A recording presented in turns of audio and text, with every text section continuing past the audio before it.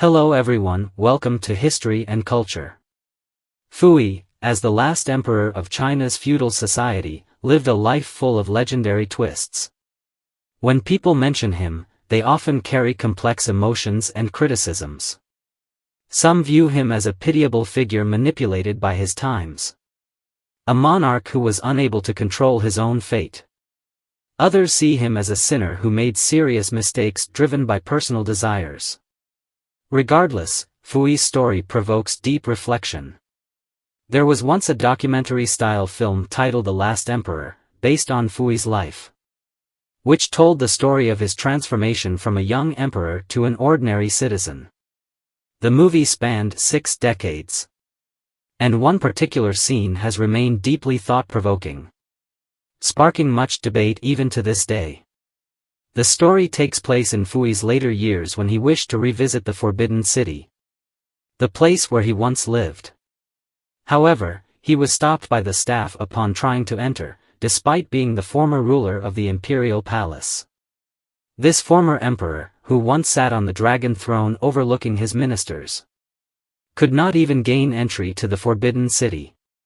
He was required to buy a ticket, just like an ordinary tourist. This moment was poignant, seeming to reflect his entire life's journey, once a monarch, now a part of history, abandoned by the era. Another striking moment in the film shows Puyi walking shakily into the hall where he once held court. He stands beside the dragon throne, symbolizing power and prestige, and carefully pulls out a small box from underneath it. He shows the box to the children around him as if presenting a treasure. What was inside? It was not a mere object, but a symbol of Puyi's inner attachment, a deep nostalgia for his past glory. This scene powerfully reveals Puyi's conflicting emotions. He longs to return to the world that once belonged to him, yet in the face of reality, he feels helpless and lost. What exactly did he take from beneath the dragon throne? And what deeper meaning does this moment hold? According to relevant historians, in 1960, Puyi met Zheng He and Du Yuming at a social gathering. The three of them became close friends, working together and gradually building a deep bond. Zheng He, Du Yuming, and Puyi all left significant marks on modern Chinese history, having been involved in many major historical events.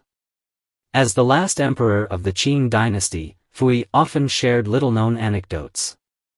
Therefore, Zheng He and Du Yuming enjoyed taking trips with him, listening to his stories about history and famous landmarks.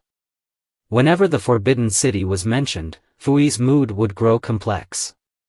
He said that the Forbidden City often appeared in his dreams.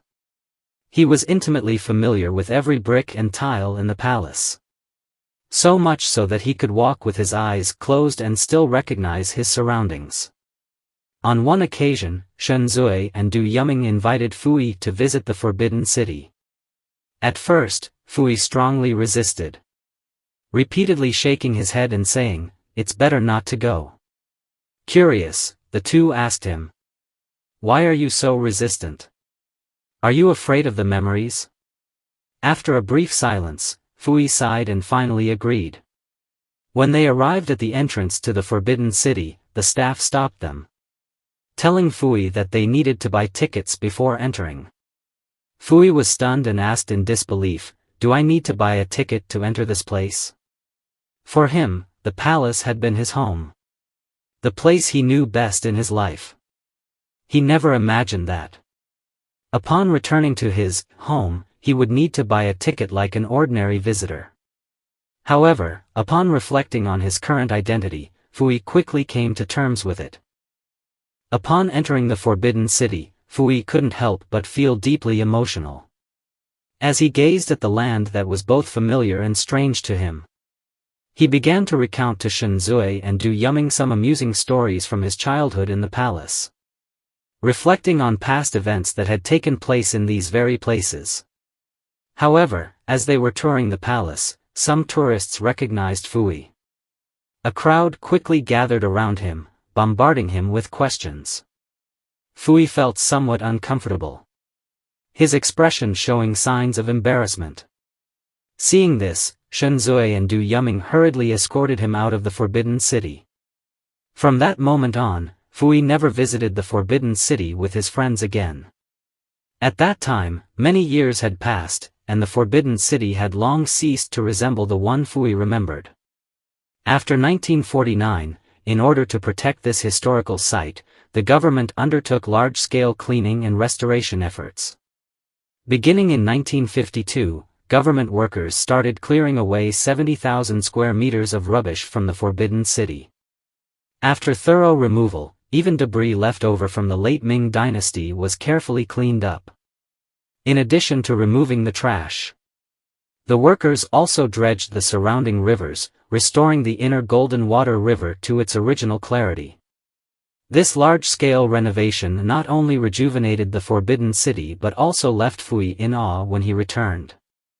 In his memoir, he wrote that when he left the Forbidden City, the palaces were in ruins, with crumbling brick walls and decaying buildings. Yet, when he returned, everything had changed completely. Not only had the dilapidated palaces been restored, but even details such as the palace curtains and table skirts had been replaced with new ones. Puyi later learned that all these changes were thanks to the efforts of the workers who aimed to restore the Forbidden City to its original appearance. They referred to historical documents and the layout of the site, recreating certain decorative items and purchasing valuable antiques, such as jade and calligraphy, that had been scattered and lost, bringing them back into the palace. Among these items, the one that left the deepest impression on Puyi was the famous painting along the river during the Qingming festival, painted by Zhang Zedwan. This priceless painting had been secretly taken out of the Forbidden City by Puyi and his brother Fujie. However, the government had bought it back at a high price. Puyi reflected on the chaotic situation in the Forbidden City during the late Qing dynasty, when both the emperor and the servants secretly sold off jewels and cultural relics for money. Puyi himself had once secretly sent many national treasures out of the palace to be sold. Later, in 1950, Puyi handed over 3 Tianhuang seals used by Emperor Qianlong when he was made the retired emperor. This act was significant because these seals were priceless treasures, and it marked the first time Puyi had given away an item from his collection to the state without any personal reward. Puyi later handed over thousands of other treasures to the government, including gold, jade, ancient books, and priceless artworks. In his later years, Puyi completely gave up his imperial status and lived as an ordinary citizen. He comfortably shed the identity of an emperor.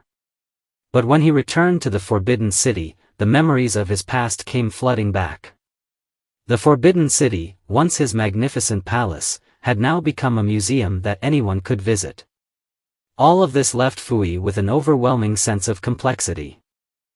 In my first half of life, Puyi wrote that during his visit to the Forbidden City, he saw children playing in the Imperial garden, elderly people quietly drinking tea, and the palaces and brick walls looking completely rejuvenated. In that moment, the Forbidden City was no longer a cold, lifeless palace. It was filled with the breath of life. Puyi described how he seemed to smell the fresh fragrance of the ancient cypress trees and feel the warm sunlight of the palace, as if this once imperial residence, like himself, had been reborn. It's worth mentioning that, returning to the beginning of the article, there is a memorable scene in the film The Last Emperor. Puyi returns to the place where he once held court. He pulls out a faded cricket box from beneath the dragon throne, displaying it to a young boy with a look of joy on his face, like a child showing off a treasure. This moment is full of deep meaning. Puyi was once the emperor of China, wielding immense power and possessing countless precious treasures, nearly everything one could desire. However, in his eyes, this seemingly ordinary cricket box held special significance. It represented the carefree childhood he spent in the imperial palace. Back then, he had no worries about power struggles, no pain from a fractured country. All he had was the affection of his wet nurse and the care of the palace guards and servants. Those days were the most carefree of his life. In his later years, after enduring many trials and tribulations, Puyi had let go of much. Perhaps the thing he missed most was that ignorant and worry-free childhood. That world he could never return to. Once, Puyi visited Jingshan. He had once called it Maishan because it was formerly a dumping ground for coal ash. Walking through Jingshan Park, he saw a crooked tree, the very spot where Emperor Chongzhen of the Ming dynasty had hanged himself.